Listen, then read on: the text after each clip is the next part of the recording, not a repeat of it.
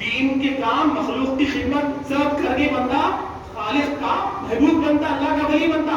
لیکن اولیاء اللہ کبھی اپنے آپ کو بتاتے تھے، جتاتے تھے میں یہ ہوں وہ ہوں، بس خاکساری میں انکساری میں پوری زندگی گزار دیتے ہیں، بس پبلک کی مخلوق کی سیوا، ان کی خدمت کرتے جاتے ہیں. اجر وہ اللہ تعالیٰ سے جانتے ہیں، اللہ تعالیٰ سے جانتے ہیں، دنیا کی میں کسی کی واہ واہی، کسی کی تعریف کو ہرگز نہیں چاہتے. تو شاہ عبداللہ فقط محدث دہلوی رحمۃ اللہ علیہ فرماتے ہیں کہ روزے میں سے اللہ پوچھے گا کہ کیا ہے، تو میں کہوں گا کہ مولا بنا میرے پاس نماز ہے، نہ روزہ ہے، نہ عبادت ہے، کچھ بھی نہیں ہے، کچھ بھی نہیں ہے، مگر مولا میرے پاس ایک عمل ہے، ایک عمل ہے جس کو میں جس پر میں یقین رکھتا ہوں کہ اس بیس پر تو مجھے جنت میں داخل عطا فرمائے گا، جس کی وجہ سے تو میری بخشش فرمائے گا. اور خود فرماتے ہیں وہ کام کیا ہے، وہ کام کیا ہے جس کی وجہ سے شاہ عبداللہ محدث دہلوی رحمۃ اللہ علیہ خود فرماتے ہیں کہ میری بخشش ہو جائے گی. مجھے رب ذوالجلال کی عزت کی قسم، مجھے اللہ تعالیٰ کی ذات سے کامل یقین ہے، بھروسہ ہے کہ اللہ مجھے معاف کر دے گا. عمل کیا؟ تو فرماتے ہیں جب کبھی میلاد کا موقع آتا، پیارے حبیب کی آمد کا دن آتا، 12 ربیع الاول کے دن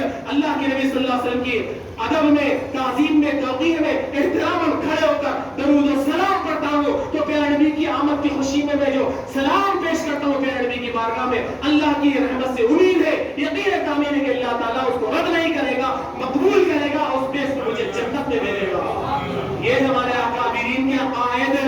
اور شاہ عبداللہ محدث دہلوی رحمۃ اللہ علیہ ایسے ویسے نہیں، بلکہ کل مکاتب فکر کے علماء آپ کو مانتے ہیں، سارے کے سارے آپ کو محدث ولی دہلوی کیوں کہا جاتا؟ پورے ہندوستان کے محدث ہے. تو ہمارا جو عقیدہ ہے نا، آج کل کا عقیدہ نہیں بلکہ بہت پرانا عقیدہ ہے، پرانا ہمارا عقیدہ ہے، بزرگوں کا دیا ہوا عقیدہ ہے. اور اس عقیدے پہ ہم چلتے بھی ہیں اور نماز میں دعا بھی کرتے ہیں، اہدنا الصراط المستقیم صراط الذین انعمت علیہم. مولا مجھے ہمیں انعام یافتہ بندوں کے راہ پہ چلا، دعا کو سب کرتے ہیں نماز میں، انعام یافتہ بندوں کے راستے پہ چلا، نیک بندوں کے راستے پہ چلا. بولنے کو بول لیتے، نماز ہونے کے بعد وہ حرام، یہ شرک، وہ بدعت، یہ وہ بول لیتے بیٹھتے. الحمدللہ ہم جو نماز میں بولتے ہیں نا کہ اللہ میں سیدھے راستے پر چلا، انعام یافتہ بندوں کے راستے پر چلا، تو ساتھ اولیاء اللہ کا دامن بھی تھامتے ہیں. نماز کے باہر ہونے کے بعد درگاہوں پر بھی جاتے ہیں، آستانوں کی زیارت بھی کرتے ہیں. ہم کسی بھی اللہ کی سوا جتنی بھی مخلوق ہے، کسی بھی مخلوق کی خدا کی قسم ہم پوجا نہیں کرتے، ان کی عبادت نہیں کرتے، بلکہ ان کی تعظیم کرتے ہیں، ان کا ادب کرتے ہیں. ان کے مزار پہ جا کے سجدہ نہیں کرتے، ہم ان کے مزار کو جا کے بوسا دیتے ہیں، اس لیے کہ اللہ تعالیٰ کی ذات وہ ہے کہ اس کو بوسا نہیں دیا جا سکتا. جس کو بوسا دیا جاتا ہے وہ خدا ہو نہیں سکتا، جس کو بوسا دیا جاتا ہے وہ خدا ہو نہیں سکتا. اسی لیے حجر اسود کو دنیا چومتی ہے، خدا سمجھ کے نہیں چومتی، بلکہ جنت کا پتھر ہے، پیارے نبی کے لمحائے مبارک اس کو لگے، اللہ کا محبوب پتھر ہے، پیارا پتھر ہے، چومتے.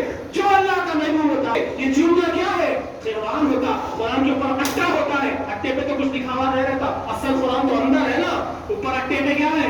خالی سادہ اٹا ہے، لیکن اس کو بھی ہم مسلمان چومتے ہیں کیونکہ یہ قرآن کے اوراق سے چپکا ہوا ہے اٹا. اب وہ قرآن بولے گی پھر جوزدان میں رکھتے، جوزدان میں رکھتے تو جوزدان کو بھی چومتے. کبھی نہیں بولتے کہ جوزدان کے اوپر قرآن لکھا بنا ہے، قرآن اس کے اندر ہے، اس کا بھی ادب احترام. اور اس قرآن کو ریحال پہ رکھتے ہیں تو ریحال کا بھی ادب احترام. جہاں پر رکھتے ہیں قرآن پڑھنے کے لیے بیٹھتے اس جگہ کا بھی احترام. یہ ہوتا ہے نسبت، یہ ہوتا ہے تعلق، محبت. اللہ تعالیٰ سے ہم کو ہے تو اللہ تعالیٰ جس سے محبت کرتا ہے ہم اس سے محبت کرتے ہیں، اور محبت میں انسان بوسا دیتا ہے.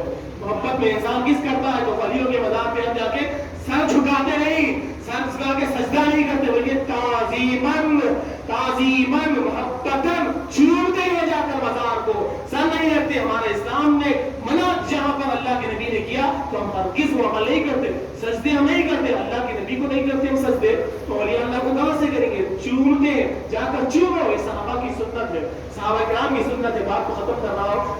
سب سے پہلے تمام احباب کا شکر گزار ہوں، تمام کا کہ جتنے بھی اور ان کے تعلق سے میں جنہوں نے بھی خدمتیں کی، رب تعالیٰ سے میں دعا کرتا ہوں کہ مولا تبارک و تعالیٰ کو ان کے کاروبار میں، ان کے گھر میں اور ان کے معیار میں دن دگنی رات چوگنی ترقی عطا فرمائے. الہ العالمین ایسے ہی جذبہ، ایسے ہی مولا ان کے اندر جو احساس ہے وہ اس جذبے میں، اس احساس میں اور اس میں مولا پائیداری عطا فرما. مولا ان کو مولا دوسرے لوگوں کے لیے مولا ان کے لیے گائیڈ کرے ایسا مولا ان کے لیے الہ العالمین دوسرے لوگ بھی ان لوگوں کو دیکھ کر وہ راستہ اختیار کر سکے مخلوق کی خدمت.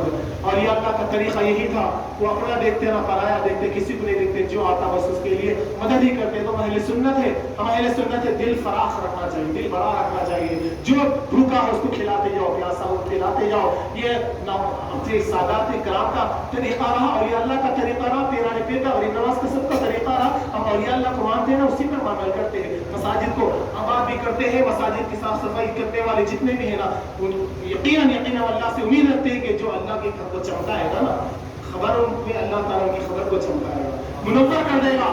جتنا صاف صفائی کریں گے کہ اللہ تعالیٰ فَمَن يَعْمَلْ مِثْقَالَ ذَرَّةٍ خَيْرًا يَرَهُ فرمایا، ذرہ برابر بھی اگر کوئی بندہ اچھا عمل کرے گا ضرور اس کا بدلہ دے گا اللہ تعالیٰ. ارے ذرے کا دے گا تو یہ ذرہ کیا کتنا کام کرتے ہیں. تو محترم اللہ تبارک تعالیٰ سے میں دعا کرتا ہوں کہ مولا تبارک تعالیٰ جنہوں نے بھی اس محفل کو سجایا ہے اور جنہوں نے بھی محنتیں کی، کاوشیں کی، مولا اس کو اپنے دربار میں پیارے نبی کی آمد کے صدقے میں قبول و مقبول فرما لے، اور روز محشر کے لیے مولا ان کے اس عمل کو راہ رب کے دوش آخرت بنا دے مولا، باعث نجات بنا دے مولا. ہمارے بزرگوں کے سروں، ان کے بزرگوں کے مولا ہمارے سروں پر ہمارے بزرگوں کا سایہ ہمیشہ تاز عزیز ان کا قائم و دائم رکھے. ہمارے بڑے بزرگوں کے ہاتھوں میں پیروں میں قوت عطا فرما مولا، جب تک زندہ رہے مولا چلنے پھرنے کی قوت رہے، آرام کے ساتھ سجدہ کر سکے، رمضان کے مہینے آئے تو روزہ رکھ سکے مولا. ہم صحت مانگتے ہیں تو بس مولا تیری عبادت کرنے کے لیے مانگتے ہیں مولا. نیت ہماری یہ ہوتی ہے کہ ہم زمین پہ جا کے اپنا زمین نیاز تیرے سامنے جھکائیں تو اطمینان ملتا ہے،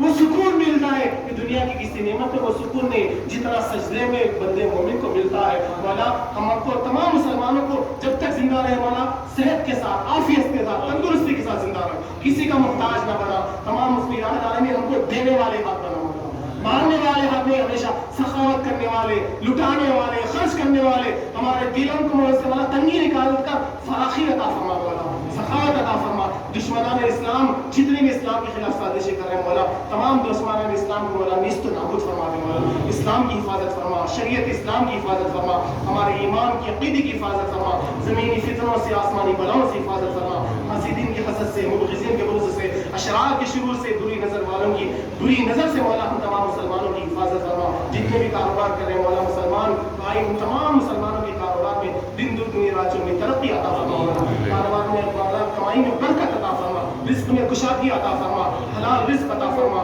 حرام لقمے سے حفاظت فرما لے یا الہ العالمین یا رب العالمین یا اکرم الاکرمین. جتنے بھی مولا بچیاں گھروں میں بیٹھی ہوئی مولا ناقص لڑکیاں خاتون جنت کے صدقے میں مولا ان کی شادی کا انتظام فرما دے. الہ العالمین یا رب العالمین یا اکرم الاکرمین جتنے مقروض ہیں مولا غیر سے ان کے قرض کی ادائیگی کا انتظام فرما دے. الہ العالمین اپنے گھر کی زیارت نصیب فرما، حبیب کائنات کے مولا روز اطہر کی مولا زیارت ہم تمام مسلمانوں کو نصیب فرما. الہ العالمین جو تو نے ہم کو دولت عطا فرمائی ایمان کی، عشق نبی ہم کو جو عطا فرمائی الہ العالمین اسی پہ مولا ہم کو زندگی عطا فرما، اسی میں ہم کو موت عطا فرما. اور روز محشر جب اٹھے مولا تیرے حبیب کی سنگت، صحبت، خواجہ خواجگاہ عطائے رسول ہند الولی کے ساتھ اور غوث العظم دستگیر رضی اللہ تعالیٰ عنہ کے ساتھ اور تمام خلفائے راشدین اور اہل بیت کرام کے ساتھ ہمارا حشر و نشر فرما.